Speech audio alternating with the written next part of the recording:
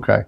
I'm pleased to have everybody here, and my name's David Thoreau. I'm the president of the KNX National Group USA, and we're here at the IoT Tech conference in Santa Clara, California in May of 2023, enjoying sunshine and high technology.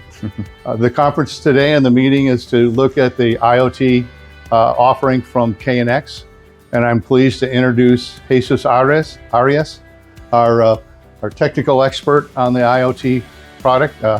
Jesus is from the KNX International, based out of Belgium. He's actually works out of Spain. So I'm going to turn it over to you to carry on. Correct. Thanks a lot, David. All right, I think you can hear me well. Good. So this is the KNX IoT startup incubator, which is all about the KNX IoT technology and our startups. So I hope you get to learn through this journey about what we do, our startups, their use cases, and our new partnerships with the local entities that are very exciting. So I'm going to start with the why we do the startup incubator. We started less than 2 years ago with a white canvas. We never had startups or incubators in the KNX Association before. So we decided to start one. But why? Well, let me tell you a personal story, which maybe has a trigger to the story of why startups. In 2015, I decided to cross the Cederberg Mountains. The Cederberg Mountains are in South Africa, and it's a very isolated area. Very beautiful, you can Google it. It's actually a leopard sanctuary, but you are lucky if you ever see a leopard. So it was a 7 days journey. I've done a lot of trips in my life, so this was probably the most rough one, but still I felt confident. I planned the whole thing from the beginning, where I could sleep, supplies, water, food, and all the stuff. And I set off to this adventure with my bicycle, carrying all the panniers and the stuff with me. So it was a 7 days journey. The challenge was on day 7. It was the longest stretch. It was 85 kilometers, and there was 2.5 kilometers of elevation gain.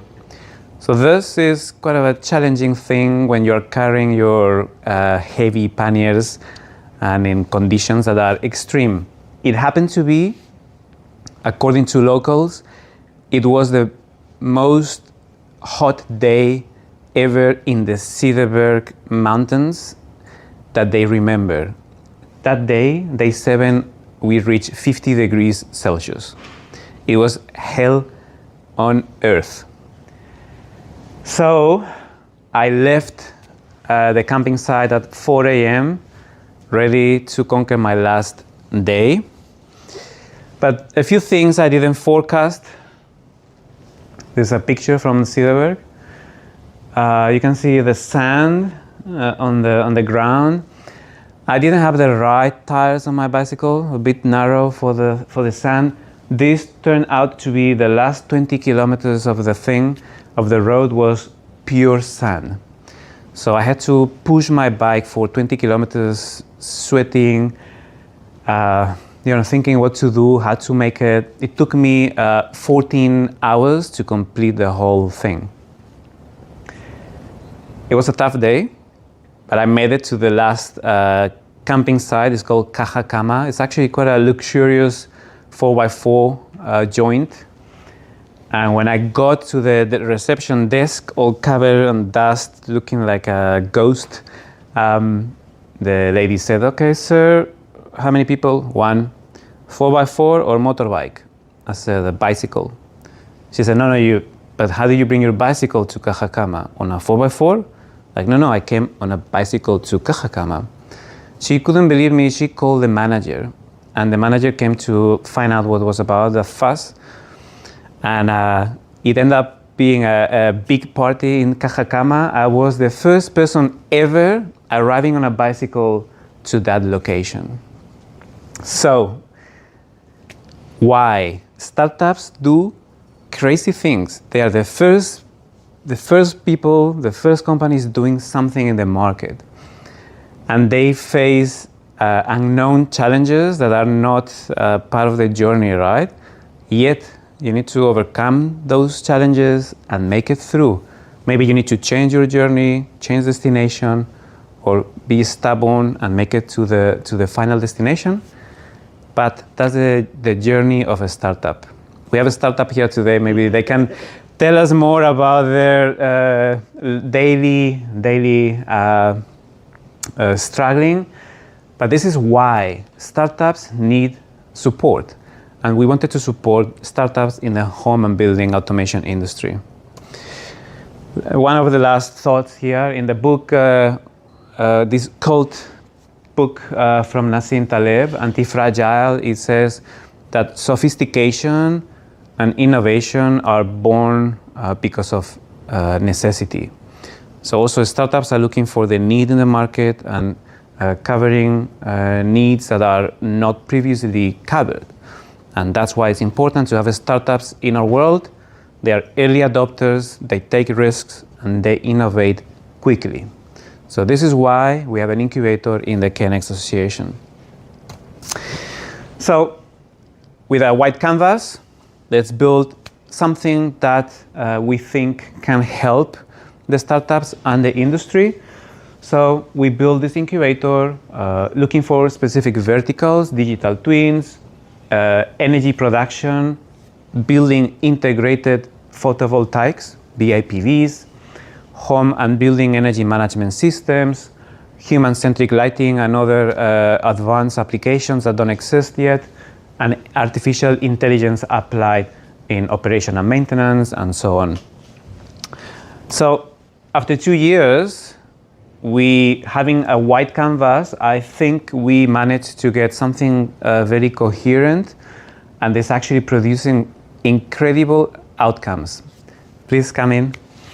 You missed the cool story at the beginning, sorry, but join the... Sorry, I got stuck on the registration. So we built this from a white canvas. We have our startups that we'll explain a bit later. We have a service providers, companies that provide services to our startups at good discounts or freebies. We have sponsors that provide resources, and our partners, very important. Riot from the beginning, also in the USA, and a new partnership with Silicon Catalyst, which happens to is here today to tell us more about their activities. Well, it's, what we do, how we help the startups. Over 2-3 years incubation. We do 4 screenings a year where we admit the startups. We give them a nice welcome package, and we throw them into the KNX ecosystem with training. We give them especially visibility at events. We do that very well, and startups enjoy free assistance to these events that otherwise is very expensive and costly for them. That among other things. But what do they do in our ecosystem? Because we don't take equity from them.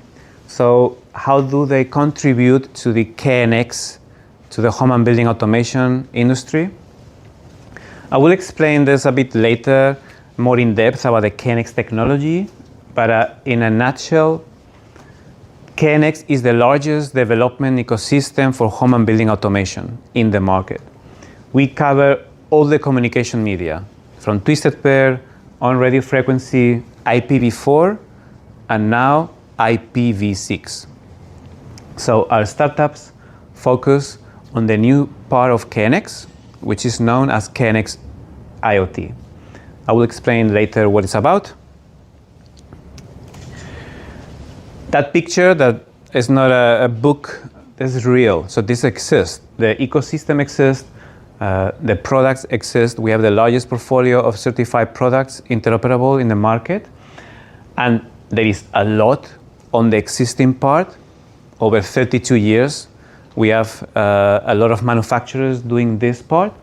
Now we are encouraging the market to adopt as well the new part, which is KNX IoT, the KNX data and the KNX over IPv6. So we give them a nice welcome package with KNX devices so that they can already play with the technology. We give them a software that we own for home and building a design. We give them a specific logo. We give them resources for them to start in the industry and to fast track their research on the KNX. We give them technical support. We give this only to KNX members, but now we also extended this to KNX startups. We also endorse them for the Riot Accelerator program, where they learn about startup management, and already 2 of our startups went through this training, apparently very useful, which I'm very happy about. Like I said, events. This picture is from Barcelona in the IoT Solutions World Congress. I'm sorry, Kumux wasn't a startup yet, but this was really incredible. The exposure our startups got in this event was really amazing, to the point that the King of Spain visited our booth. Well, it was obviously institutional visit from the organized with the fair, but yeah, a lot of repercussion in the media, and our startups are very happy that thanks to being part of the startup incubator, they get exposed in this way that otherwise cost a lot of money. So our startups in return are doing a very good job, because they are really showing early adoption. Our startups are developing KNX IoT devices, KNX IoT applications, and network devices that are required for the KNX IoT to work. So our startups are already showing the way to our KNX community. A couple of examples. First, KNX IoT solution ever, Schneider Electric API server. I'll explain that later. And a startup from Poland, SimLab. They have a 3D scanning using Matterport. They pull all the data from KNX, and they can display the data over the 3D visualization. Really incredible. They could cooperate with Schneider Electric thanks to being part of the startup incubator. Or a more recent one, this is Passive Energy. This company produces heat recovery units. This company focuses on this device, heat recovery units. It brings fresh air into your house, and is decentralized. So you can put one in the bathroom, one in the one room, one in the living room. They needed to be integrated in the ecosystem for the smart homes and buildings, and they needed something wireless. KNX IoT using modules from Cascoda. It's a KNX IoT provider, and in a matter of days, they could have a prototype already working with KNX IoT. So with one product, you can go to the market in KNX. That normally doesn't happen in other ecosystems, because you need to provide design tool and commissioning tools, or you perhaps need to do also provide a push button that controls the unit. In KNX, a startup can do one product and go to the market.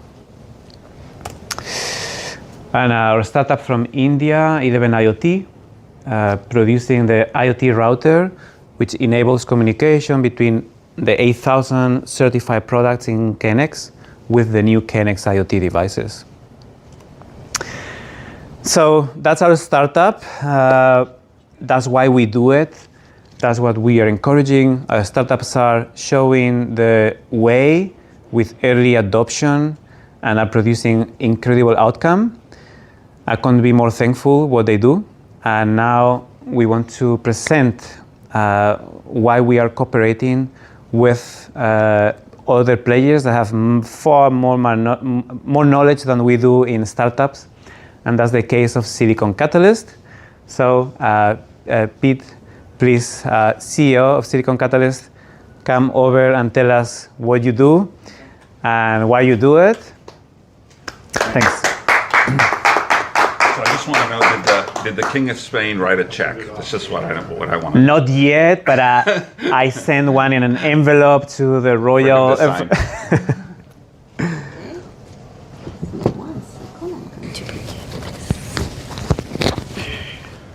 So thank you for having us and our new partnership. This is our, we work with a lot of incubators and accelerators around the world. This is our 5th official partnership. And in each case, we can only address or help a portion of the companies that, say, you work with, right? We help those that are trying to build a semiconductor solution. Okay, so we're all about chips, that's what we do. So we're very narrow, but very deep in the space that we work in. So Silicon Catalyst was started 8 years ago this month. I think there was a lot of work before that. We launched at a big party at, I wasn't part of Silicon Catalyst. I attended it because I knew friends were gonna be there and there was gonna be free booze. But it was a big party at Avaya Stadium, which is the soccer stadium in San Jose, close to the airport, football for most of you. And it was the first use of that stadium. And the team selected Avaya because it had the biggest outdoor bar in North America.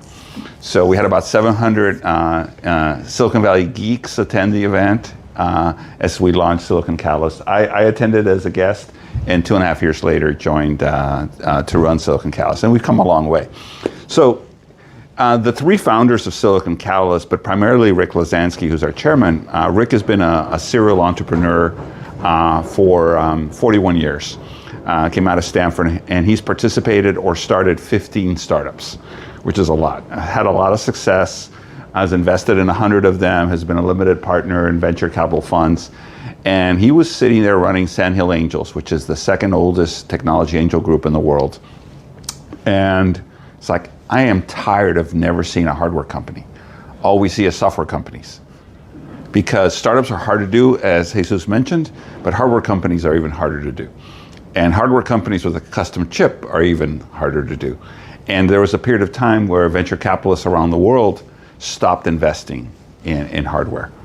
And so Silicon Catalyst came in to try to fill that gap and to try to help semiconductor companies look more like software companies, to pick up some of the table stakes so they can take that next step. So let's see how we've done. So we are a virtual incubator.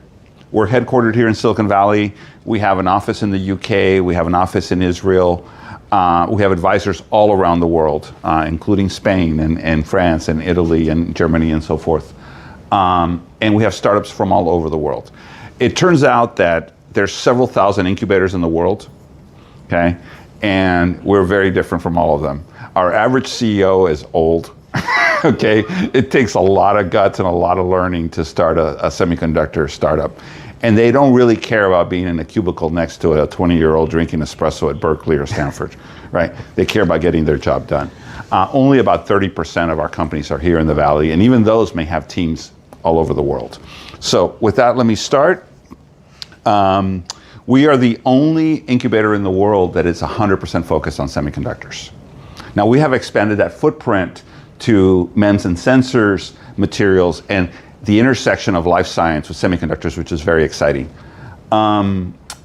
It's interesting that with the CHIPS Act in the US, the $52 billion that was approved, including the DoD piece, with the CHIPS, the equivalent of the CHIPS Act in Europe, which is around 50 billion euros, with the money that China's throwing at it, with the money that the UK is going to be throwing at it, a lot of the major incubators in the world are now saying, hey, we're going to add a semiconductor track. because they smell some blood in the water, right? They see some money that they could go after. We've been doing it since when it was not sexy to do is when we started. So we got established here. We roughly accept 10% of companies that come our way. We try to help all of them, but we're investing significant amount of time and energy and money in each startup. So we accept roughly 10%. And our startups today are worth about $2 billion on paper. So I think we've come a long way from 0 to 2 billion in 8 years. And this was all primarily self-funded. A lot of sweat equity to get to where we are today. Let's see. We look at everything that a really good venture capitalist looks at. We look for a good team, a good value proposition, a good product market fit, all the buzzwords you hear. But we go deeper into 2 areas. The amount of diligence that we do. It's like no other. It's way more than an order of magnitude more than what the leading incubators do. And how much we help them. Okay. And we don't focus in any one area of semiconductors. We're actually defocusing certain areas. If I see another AI at the edge company, I might not accept them. But we look for, a solid solution with a good team that we can help. And our startups have done really well with government grants, with in-kind, and raising money. And by the way, feel free to interrupt me during the presentation. We don't have to wait till the end for questions. So what we have created, this normally builds in PowerPoint, but I sent Jesus PDF so it doesn't build. But what we have created is this amazing ecosystem.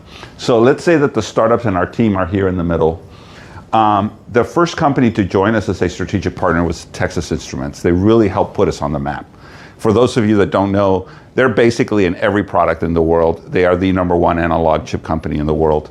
The largest to join us was Bosch. You can see there's a lot of European influence on in the strategic partners, because most of them don't understand Silicon Valley, and we help them do that. The latest to join was NXP Semiconductors. NXP was where I had my last real job. This is my retirement job. This is we're doing God's work in the semiconductor industry. This job, is fun. Okay. NXP, I ran all of the power business and the interface business there. Schneider was a customer, obviously, and others in your ecosystem. And IoT was a portion of the market that I went after. ARM, which is the #1 semiconductor intellectual property company in the world. Most people don't know ARM, but ARM is in every cell phone, whether Apple or Android. They're in every video game and in many other things that you don't know. So it's the Intel that's inside the custom chip built by whether it's Qualcomm or NVIDIA or Apple or Samsung or whoever. They're using an ARM processor. ARM is headquartered in the UK, currently owned by SoftBank from Japan, looking to go public again.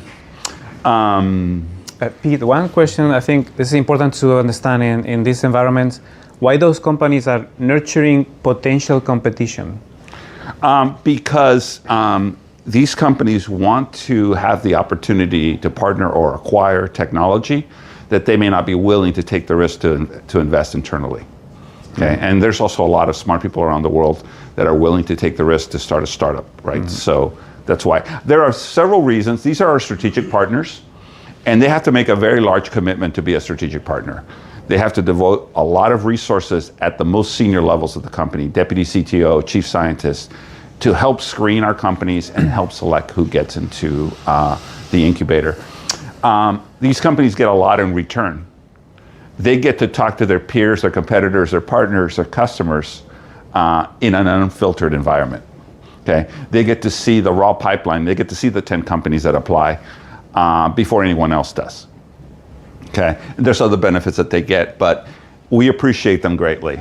And this group maybe will grow to 20. We'd love to have like a Google and a Qualcomm and a couple of others, but it's not going to get much larger than that. Let's see, moving to the next part of the ecosystem is our advisors. So take all of the incubators in the world and add up all of the semiconductor experts in those incubators, and it's less than what we have. It's probably 1/10 of what we have. It is an amazing group of folks all over the world.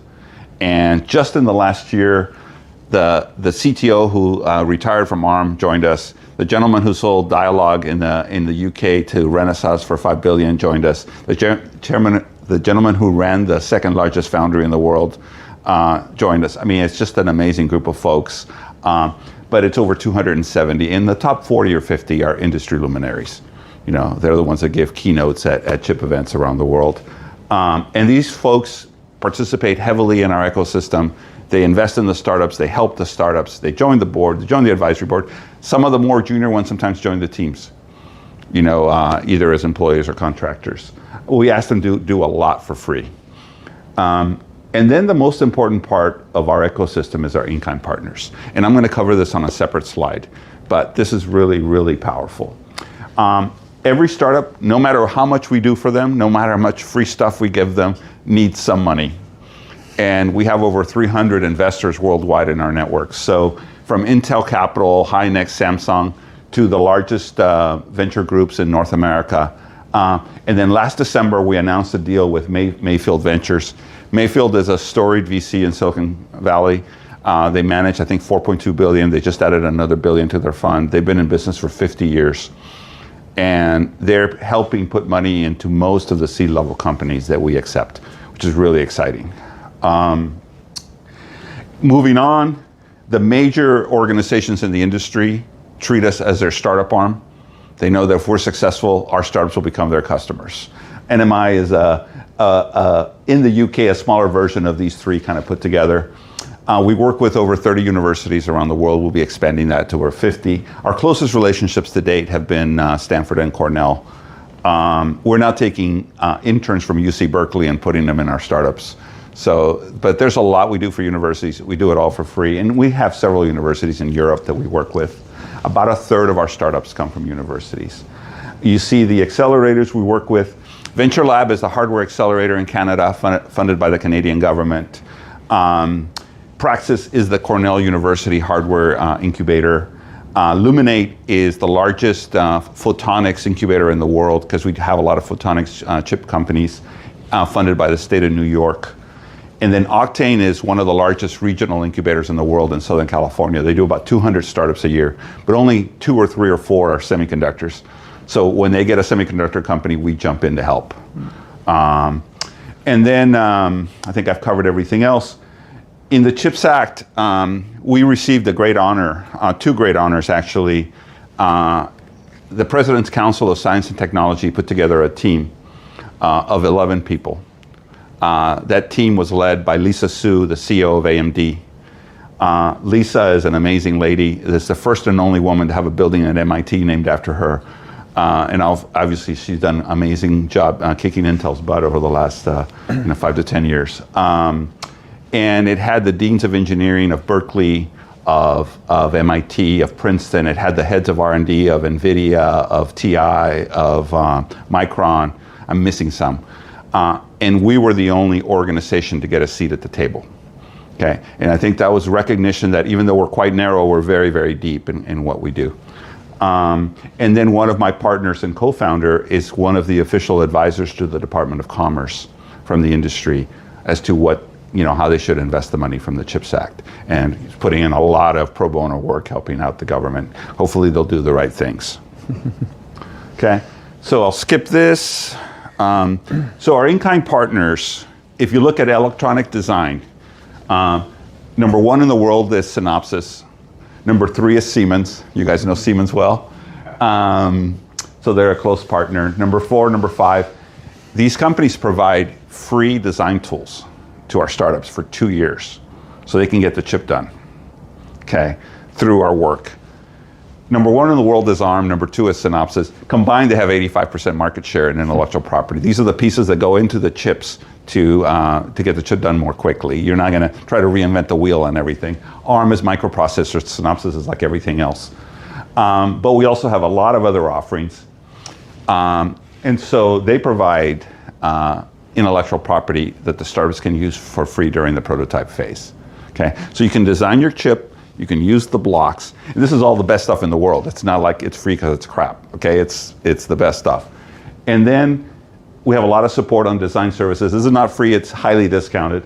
And then the number 1 semiconductor company in the world that most people don't know is Taiwan Semiconductor, right? They make the chips for Intel, not for Intel, they make the chips for Apple, for Qualcomm, for NVIDIA, for Broadcom, for everyone, okay? In the foundry world, they make 120% of the profits. Okay, Taiwan Semiconductor provides free prototype runs to our startups at every production node. Okay, so each startup that joins our incubator can save on average $3 million. $3 million from what they could discount, not from list price. From list price, it's a huge number. But, and then we've added on the back end packaging, testing, lab testing, failure analysis. On the business side, cloud, legal, patents, software sales. So we continue to add here, and now we're in the process of adding solutions for materials, solutions for life science, okay, in this space. Let's see, our process, we go through a very difficult screening process, okay? If you're an entrepreneur that's proven, if you've done this before, if your presentation is perfect, it's gonna take you 5 meetings to get into the incubator. Most other incubators is like a half-hour meeting, okay? For us, if everything is perfect and you've done it before, it's like 5 deep dives, okay? If you're a couple of college PhD grads that we really like, it might be 20 meetings before you get into the incubator, okay? The incubation is unlike any other in the world. It's custom made for each startup because we may have a startup at pre-seed in Singapore and a startup at post-series A in Austin. And they're vastly different. The products may be vastly different. So incubation is tailored to that startup. We take one of my partners, very senior in the industry, and assign it to that startup for 2 full years to help them. And on average, none of our partners has more than 4 startups at a time to make sure we can devote quality time. And then we have a graduate level semiconductor focused training curriculum to add to everything else I've discussed. Our value proposition is it's really hard to go raise the $3, $4, $5 million that you need to start a semiconductor company with PowerPoint. Okay, it's really hard to do it for a software company, but it's much harder for a hardware company. And we're going to accelerate you by a year. We're going to allow you to have many different ways to get to a production prototype. When you go raise money with a production prototype in hand, and customers that say, hey, I like that, it's much easier, right? And so the true benefit is the entrepreneur gets to keep a larger piece of their company. Okay, that's really the true benefit. In exchange, we take a piece of common equity for every company that joins us. Okay, we do around, I don't know, I think this year will be around 45 events around the world. We've already done a couple in the UK and a handful in Silicon Valley. These are our major events. We're 20, 25 startups, and it's like who's who in the semi industry. We stopped keeping track of logos like 4 years ago. And that startup, the primary reason for the events is for the startups to get networking, to get money, to get strategic partnerships, to meet people that can help them on their journey. We do a lot for thought leadership. I'll skip that. Our startups range from subsystems, systems, all with some custom semiconductor inside, power, millimeter wave, AI, medical, different kinds of sensing, and intellectual property. We have startups that are developing a piece of a chip that many others could use. So these are the companies currently in the incubator, again, from around the world. From South Africa, we have a company in South Africa. The only place, I'll show you a map in a little bit. Alumni, this year, 5 of our alumni have raised money at higher valuations in a market that's down 50%, right? So it's really, really impressive. Some more alumni. We've had 3 exits so far, 3 positive exits. And we've had applications from everywhere in the world except Australia, and we have companies everywhere in the world except Australia. Mm-hmm. Let's see. We launched an angel group out of our ecosystem, which has grown. It's now made 24 investments. It's got a lot of great syndication partners, and so the startups are getting bigger check sizes. By the way, I'm happy to report this angel group's made about $3 million of investments since they were launched. Okay, the syndication makes it like 30 million. Okay, 40% of the money to date has come from my team and my board from our pockets. Okay, so not only are we doing God's work, we've put our money where our mouth is, helping these startups. Okay, university, a ton of stuff we do for university. We've got a couple of lovely ladies and a bunch of ugly old guys on our team. This combined team, along with the international management team, has raised $1 billion worth of VC in aggregate, and has participated as executives in something like $70 billion worth of mergers and acquisitions. So a very, very senior team. This combined team has done like 70 startups. And and then our international team. Sean in the UK and Danny in Israel were recognized by their governments for their contribution to the semiconductor industry over their careers. So very, very senior folks. Again, I'm attracting people that have made money in their careers and can afford to work for less to do good things for startups. And we're going to incubate a ton of startups. And I could go on, but I'll stop. And then any questions you may have, I can address.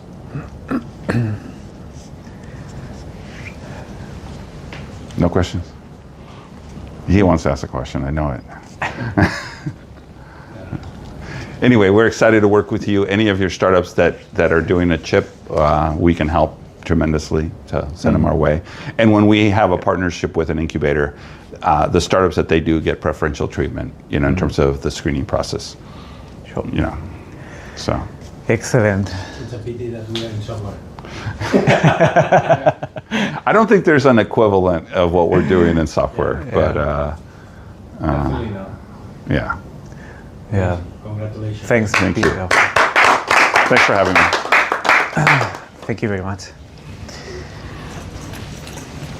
Yes, truly impressive. When Sean told me about what you were doing, hat off, incredible. I made my comment about why these companies, what it looks like competition, but at the end becomes a healthy ecosystem where the big companies that's the exact interest I'm getting from our KNX members, the Siemens and Schneider Electrics and ABBs and Hagers. They are very big, very large, and the small startups are quick and fast, and they can innovate very quick, and they want to be, they want to know what's going on in the market and help those companies or buy them or whatever happens. But it's really a very interesting ecosystem, the startup world, with this balance between the large companies and the small companies. So thanks a lot. I will explain a little bit, because KNX technology is very deep. There is a lot of details we can go into, but I want to just explain the main highlights about the KNX technology and why KNX IoT is now part of our set of specifications. KNX is an international standard. So KNX Association produces the specifications. Our members use the specifications to produce KNX solutions. Traditionally, KNX has been hardware. It started in 1990 with electrical manufacturers funding KNX, and they wanted to have devices that could interoperate, they could work together. Those are electrical manufacturers. But of course, we went into the digitalization of our world, and people wanted the data, and that's how KNX has been evolving to serve the needs of the market as well. So the KNX IoT specifications, for this same reason, expanded or created, enabled new business cases found in the KNX development landscape. I explain, this picture is very important because this is not on paper, this already exists, and companies can develop solutions based on the existing development platform. So because of this, we have enabled new ways of integrating KNX and services. That's also a new, buzzwords everywhere. Services as a service. That's happening as well in our industry. Actually, our startup who is now presenting is introducing this concept as well in a very interesting area. But service is driving now a lot of innovation and products in the market. Thanks to KNX IoT, we enable that this beautiful infrastructure of electrical equipment can be part of services. One example, this company from France, Pro KNX, they produce this voice control device. So think of it like an Alexa, right? But this works with KNX installations thanks to KNX IoT. Why is this interesting? KNX installations can run offline. They don't need internet connectivity. This voice control runs offline. Actually, the logo is what you say at home stays at home, right? Many people are now being aware of, if you speak to the Alexa, it's gonna take all your conversations and data away. Well, thanks to KNX IoT, we are enabling services that are demanded in the market and even enhancing, for example, data security. So this is the stuff that we can achieve thanks to KNX IoT. So what do we have in KNX in this development landscape?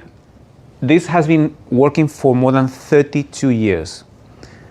We still keep on talking about interoperability. That was fixed 32 years ago. With KNX, we are the only association that certify at application level. So that means that you take two direct competitors, two devices from two direct competitors, and they work together at application level. No one else does it, not even across industries. So that's why KNX has been a reference for many other protocols or ecosystems. So KNX has been running on a twisted pair and its own radio frequency. The frequency is 868 megahertz, which runs very well. Of course, it's not allowed in other regions, so we also have other radios like 960 megahertz. So this is all fully compatible. That means you take a push button radio frequency and a lighting actuator on twisted pair with the right, obviously, network media couplers or segment couplers, and you push the button and the switch goes on and off. And this interoperability is across all the certified products in KNX. So this produced the largest ecosystem, the largest portfolio of certified products in the market, nearly 9,000 certified products for all applications in the market, from lighting, from HVAC, access control, shutters, shading, you name it, is in KNX.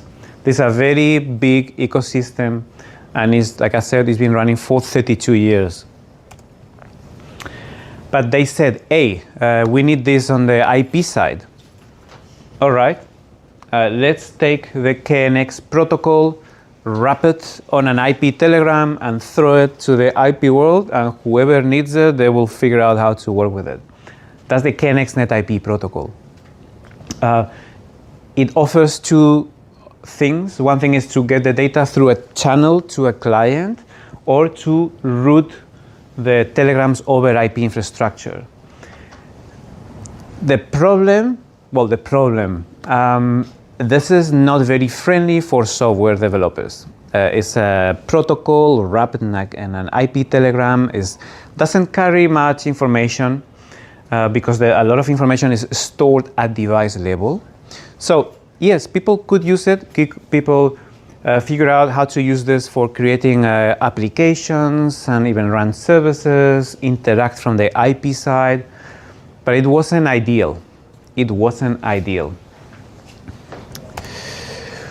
Also on our very unique in the core philosophy of KNX, interoperability at application level, and all those devices from all those manufacturers, you only need one configuration tool. This is also unique, and KNX is the only protocol that allows that.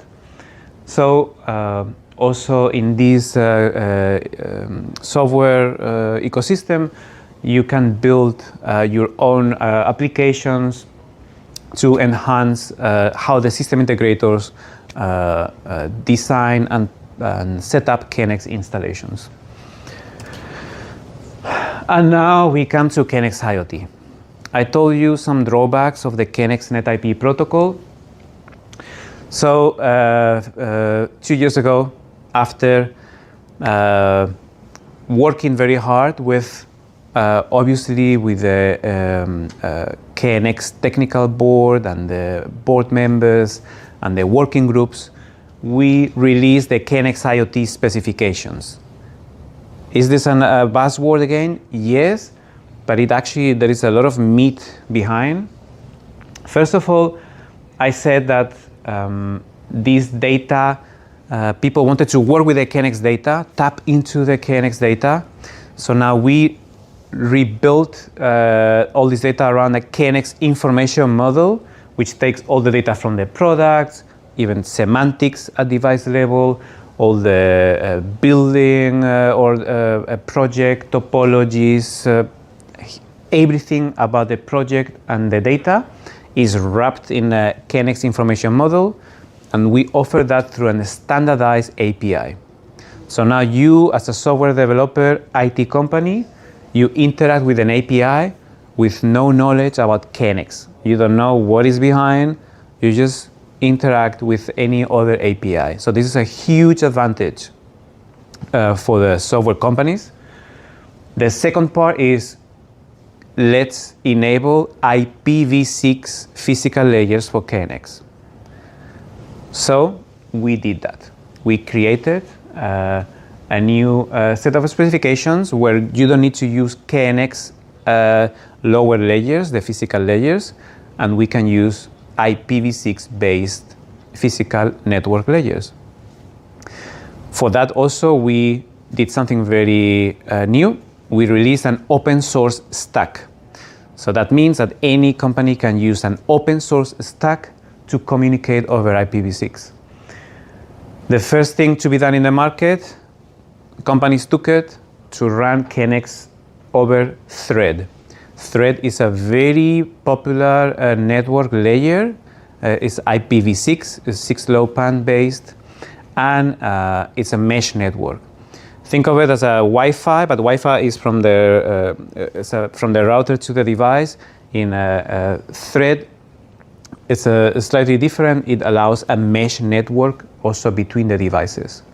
It allows low power and so on. So now KNX is enjoying these type of communication networks thanks to KNX IoT. And all this is compatible with the existing KNX.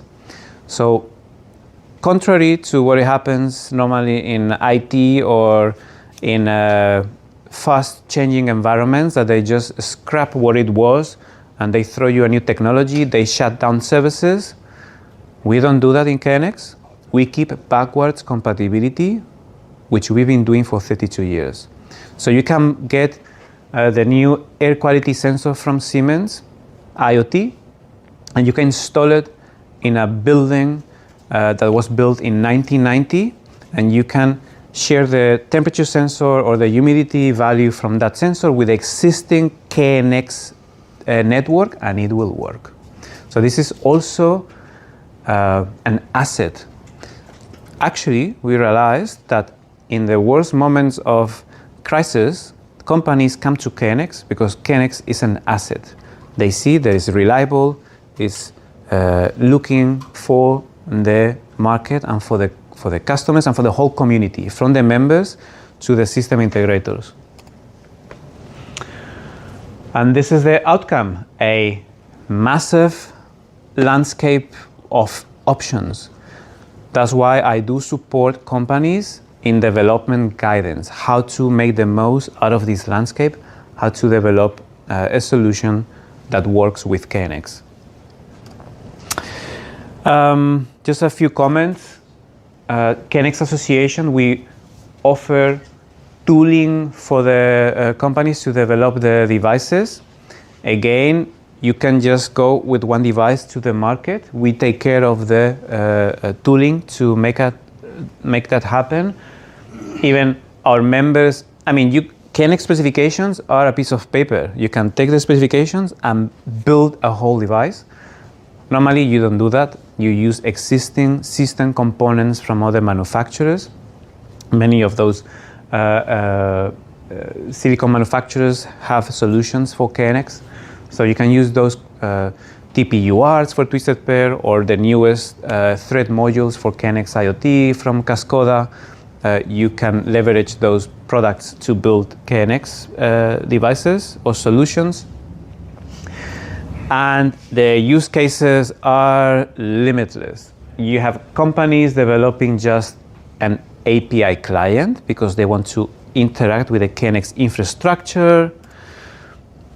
You may have a company producing a hardware like a thermostat, and that's it. Or you have companies that do the whole vertical. They produce a controller, the server, and the application that gets the data and shows the user interface to the end user. They can do the full vertical just with KNX technology.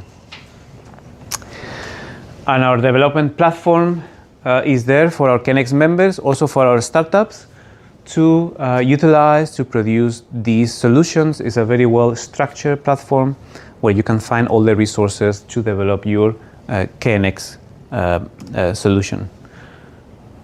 We release an open source stack these days. Open source is the way. We believe in it, and that's why we opted for this option for KNX IoT, open source stack. As well as other resources like a proof of concept that are available for the API approach for the server, that's also available to anyone. And that's it. That's the KNX technology in a nutshell, the explanation, the whole ecosystem. But I think it's best when you see a real use case at work. So I welcome Javier, CEO of at Kumux, who is going to tell us about his startup, what they do, and how they work with KNX. So stage is yours. Microphone will come for you.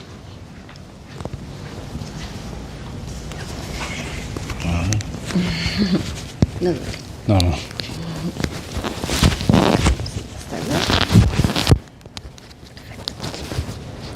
Estupendo. Sácame alguna fotillo por ahí cuando pueda. Bueno, thank you so much, Jesus, for the opportunity to join, first of all, to the accelerator of KNX. For us, it has been a game changer that later I will explain you. But we are so happy to become a KNX accelerator partner. And I will start. My name is Javier Iglesias, and as Jesus said, I'm the CEO at Kumux. At Kumux, we believe on bringing natural light benefits to artificial light. Okay, we are a team of 7 people at the company. The company starts in the university, as you have mentioned. It starts at the university as a spin-off, University of Physics, by 2 doctors, and now the student has become a doctor. And especially is a team of technical people that it is expert on light and software. So I will start by asking you a question about how much time on average do you think we spend in open air or in outdoors every day?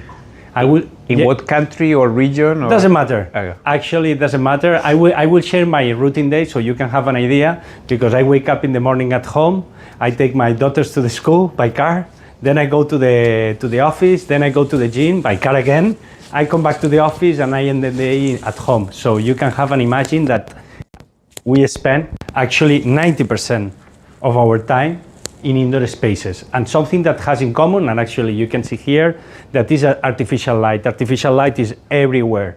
And we are now able to bring better benefits through the artificial light. Is this related to they say that we lack vitamin D in the most sunny countries? Is that possible? It's possible, vitamin D, but this is not what we do. Actually, I will explain you what we do, because going forward is like artificial light. It affects us physically, mentally, and biologically. Okay? And today, thanks to the invention of the LED, we are capable to bring benefits through the light and also to the controls jack. Joining together, enabling the technology, we are able. So what it affects us, the sun, to our body, to our body. Actually, the sun is the energy that we have in the mornings, because the sun it changes every time of the day. Here in this area, in this room, the light is all the day static, but the sun it changes, and it changes on intensity, that it boosts ourselves in the morning in order to not take so many coffees I'm taking now, and relax in the evenings. And this is what is doing the sun. It recharges our energy, and also what it gives us is to sleep good. The way to be active in the morning and the recovery is based on the sleep. And this is what Kumux brings through the algorithms that we have developed. So we offer data to automatize the light in indoor spaces, to bring a positive impact in people's health and energy savings. Okay. What Kumux is Kumux is an API, as Jesus has mentioned, that API is becoming more popular in the ecosystems. We are an API cloud-based software solution. It also can work standalone, as he mentioned, because there are some projects that it's not allowed to communicate outside, so we can offer the solution standalone. And we can adapt to any control system and any lighting fixture. Later I will explain. We adapt also to the standards that today is so popular in the new buildings, following standards such as WELL certified. I don't know if you are familiar with that, and UL standards. We are partnership with UL, not with WELL, but we can offer all our solution certified by UL. So here in the US it's so popular, and to become listed by UL, it has a big milestone for Kumux. So I will show you here, in order to show up our data, we have developed in our website that you can scan the QR code in order to check out.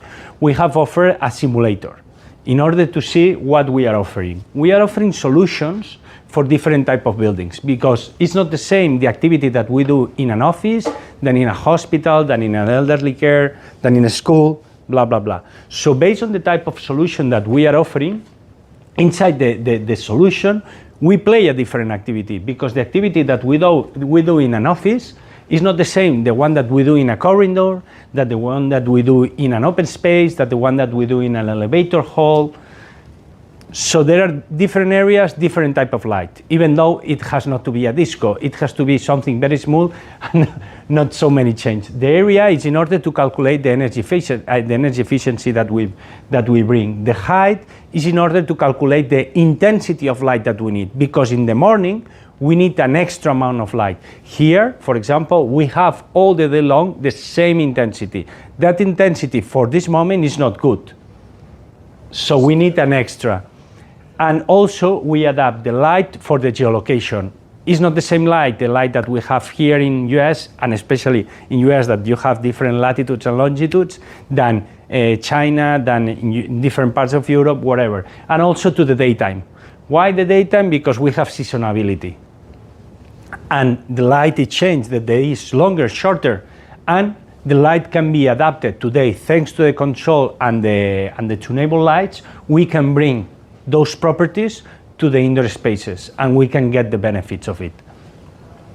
So what is more important here is about the automatization. It's to keep the same user experience as we have. What we know about light. What we know about light is switch on, switch off. And this is what the end users has to do. It's like our mobile, that all of you have one, a smartphone, that the light in the screen, it changes the intensity, it changes the color temperature, but very rarely we go and change the intensity or the color temperature. So this is more or less what Kumux brings. So basically here you have an animation of an office open space area where the light inside is changing, considering the outside. So we are mimicking the light, giving this intensity of light in the morning in order to boost ourselves in the morning and relax in the evening to get better recovery. And how affect that in the different areas? You can improve, and this is based on papers, because all the algorithms that we develop, we also insert data from best papers developed From schools, we can improve the learning performance by 15%. In elderly care, we can reduce by 43% the number of fall of residents. In offices, we can improve 4.5%. In hospital, we can reduce the painkillers by 22%. Okay, and going to a company, let's say, for example, CBRE, that is a huge company with a lot of offices around the world. They control over 70 million square meters. And the impact that we can bring to CBRE, okay, in energy savings that we can provide, they can go on a year of 150 million. But in terms of save of productivity, that it's our goal for office, you can go to 8 billion. And the last one, that it's something also important, is the save in carbon footprint. So the same it can happen for hospitals, for residents, that in the past, the only thing that we were looking at the light, it was to illuminate ourselves. But now there is a good opportunity to bring health through light. Okay, so what we need at Kumux in order to bring those properties? First of all, we need tunable whites. Tunable whites are the lights that you can change the intensity, that means brightness, and you can change the CCT. This is the color temperature. Have you seen the lights that it goes from a little bit more white to a little bit more yellow or orange? This is what we do automatically through the day. And the second part, and very important, Jack, this is to be integrated in any control systems. So Kumux is the recipe. I always, because I'm a foodie guy, I like a lot of food, but I always say, I play the same joke, no? We are the recipe, the control system is the cooker, the master chef, the tunable white is the raw material, and the one that is bringing the food to the table, the waitress, is the integrator. For us, the whole value chain is so important, and we need the best chef, the best raw material, and the best integrator. Question, Javier. So we notice in KNX there are more and more LED drivers or lighting drivers that are adding the tunable white, which is obviously, like you said, is required for your solution to work. So that's good for your business case. How is in general in the industry the adoption of tunable white? If you have any figures, or what is your perception about it? Actually, I would say that all the lighting manufacturers today in their catalog, they have tunable lights. Here there is a point that still a control system in the market, but Jack can say better, but it is around 20% of the market. It's already transferred to control system. That is the second point. From the 20% of the control, because this is, first of all, we need control. If there is no control, we cannot add the data. There is 5% in growing by 20-something percent KGR, the market of tunable lights plus control. Yeah. So this is a good question, because we are giving value in order to put tunable white. Because what is happening today?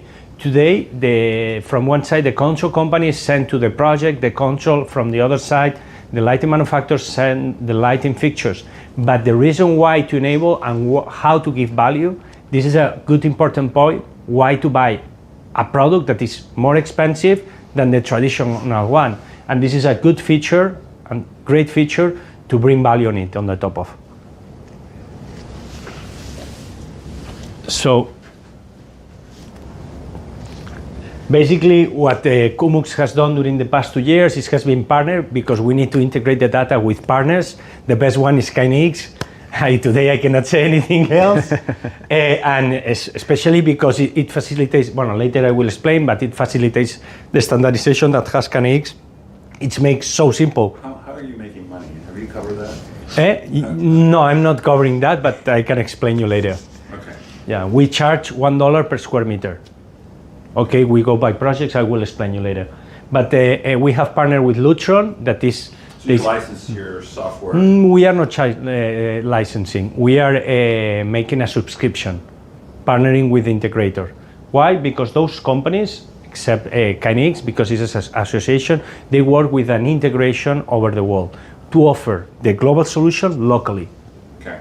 So we are partnering with these integrators through the support of those brands in order to bring the solution locally. And with them is how we get money. So we have partnered first with KNX, that has bring a lot of opportunities, because with that we have been able to partner with ABB, we have been able to partner with Osram, we are on very good talks with Siemens, with Electron, among others. So that give us, with the embedded system that is Logic Machine, with NetEx that later I will explain you. And besides that, we have partnered with Lutron, Kasambi, and Tuya. Those partners give an opportunity all around the world, and now is the time to make projects. But I already explained that we need to work locally. And the people that is working locally are the integrators from KNX that has been approved by KNX and can make that projects. So we bring to them that today they are the ones that are creating the logic that we offer. So every project that they have, those integrators, they have to invent the logic. So what we provide to them is first the knowledge, and second the standardization, in order to simplify the commissioning, because when you are thinking about a big building like this one, to make groups of this area and bring all this data that we provide is crazy. So I know this is not a VC pitch. No. I'm asking a VC question. Yeah. But what is your barrier to entry for somebody that wants to copy what you're doing? What are the barriers of entry? First of all, the partnerships. To become a partner with the companies that I have mentioned, it took roughly a year and a half. And secondly, we have IP. We have, we have a patent. Okay. Thank you. I have a question. Yeah. Do you have any sensor integrated into your software? We don't do any hardware at all. We do all software, but for us, the sensor is an input. The same. How do you get the data from? We get the data because KNX, cloud to cloud, we get the data and then it embeds in our algorithm. It's the same like the input of the luminaire. We have a database of LEDs, but if you give the specific data from your luminaire, our algorithm improve the output. The presentation you showed us is a time-based. Yeah. From 6 o'clock in the morning all the way around. Right? Yeah. You didn't mention the sensor. So there's a daylight sensor, harvest sensor, or some other what kind of things. We can this model integrated? Yeah, we can integrate any sensor, but we can provide the solution without any sensor. So as better is the project, as better we can offer the data. So with more accuracy. This is about accuracy. So if you give us more data, better accuracy. Less data, less accuracy. Even though this is better than nothing. Okay. So actually, KNX IoT advantages, Jesus has already explained better. What I will say is that what is besides that is the interoperability, the easy going, because all the control system mentioned that they are open, but at the end is proprietary, and the way to enter it's much harder. If you become a KNX, then it's much easier, and actually we can say that we can work with the 500 companies that is providing KNX controls. So for us it's much easier to work with any KNX partner than with any other company outside KNX. And besides that, the opportunity that has become KNX is that they put in contact with many companies and also been able to come to the different shows and explain as I'm doing today. So thank you so much, KNX, and I'm so happy that we have joined to them. In order to see a little bit how it works and how it runs, here, for example, it will be the sensor jack, what you mentioned. But this is a little bit, we have made an integration with NetEx. I don't know if you are familiar with NetEx, but it's a control system from Austria. If I'm It's a KNX member that specializes on building management systems. Yeah. So, and we have partnered with them. Here is the Kumux server. This is internet, the router, the local server, and then we need the power supplies, the IP interface, and the KNX in order to control the different luminaires, in order to bring the data and the automatization. Okay, so then it runs automatically and the user has not to do anything. We become like one of the scenes that is creating. Today in the new control system you can create different scenes and we become the standard scene, the one that you switch on. In order to see in a bathroom that is very clear, I always mention that in the morning we practice one activity that is clean our face, shaving, blah, blah, blah, and we need a lot of light. But in the evening, if we go to a toilet at 3 o'clock, we don't need nothing of the light. We need the less intensity and very low blue of light. So this is about just switch on, and something happen. And this is what we do. Can I ask something? Sure, definitely. We know KNX, I'm KNX partner. Okay. Sure. We know KNX, a big part of it it is to be offline. Yeah. Okay. How's this platform working? Does it need to be connected to the cloud? No, I mentioned that we have two offers. One is cloud to cloud. Cloud to cloud. The other is standalone. If it is standalone, we need to add a small computer that today is called gateway, the traditional Raspberry Pi, that we give 1 year data. As we partner with the integrator, and the integrator is the person that is giving the after sales. Okay. After 1 year, they charge again the data, and you have 1 year more. What you get here is 20%. Why we enter? Because we give half people. Why we stay? Because we save 20% of your bill. So with that money, we stay, because half of the money that we save is the one we charge. That's what I want. Okay. So basically now, after those years and being integrated with control system, because at the beginning we went to projects, the people of the project, they like it, but they ask, okay, are you integrated with control system? And the answer was, we can do it, but they want to be tested before. So this year we have 20 projects ongoing, especially in Spain, because we are based in Spain and we want to have full control, but and mainly in offices and hospital, because we come from hospitals, starting the company with a hospital in New York that gets the name of a mountain and is controlled by Jewish, and we do over there a project. We cannot say the name, because, and you can delete this part on the video.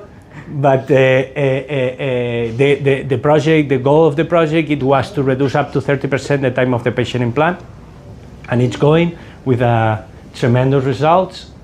And yeah, basically this is the pipeline for this year of projects, and the goal for next year is to double the digit. And we are getting very good feedback, especially for the partners that we have, that they are the ones that bring in projects to us. So if you have any project or you want to change your offices, just let me know, and I will be happy to tell you. Thank you so much, and that's it.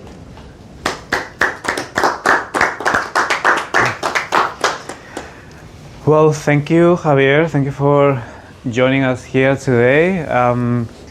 It's a pleasure to see the real stuff, not only the technology on a paper or in documents, to see how it is applied, how the startups are using it.